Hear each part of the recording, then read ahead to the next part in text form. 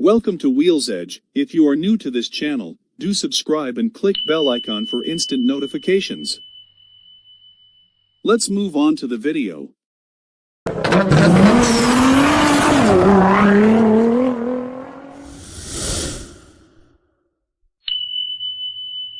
In this video, let's know some basic things to be checked before starting the car after long time.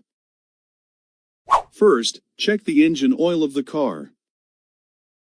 Oil level can be checked by ejecting the oil dipstick placed in the car engine. By taking out the dipstick, you may know the oil level, maintain it in OK level. Next, check the coolant oil level. If the coolant oil level is lower, the water get high temperature quickly, and you will get this warning symbol in dashboard.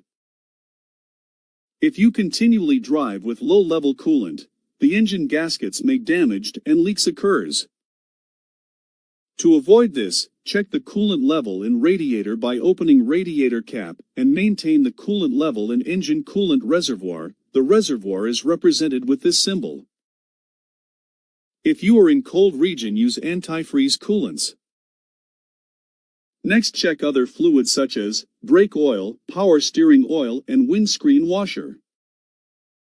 In engine cabinet, brake oil reservoir is represented with this symbol, power steering oil with this symbol, and windscreen washer with this. And next, check the bottom of the car and floor for leak of fluids. If so, check it with local mechanic. And check for any damages in wires in engine cabinet, because rats may bite and damage the wires and tubes. So have a general check in these things. Next, check the headlamps in low and high beams, have a check on tail lamps, brake lights, indicator, and fog lamp. And next, check the tire pressure in all the four wheels for your load. Maintain the tire pressure. To know the required pressure, check the tire pressure sticker placed in your car.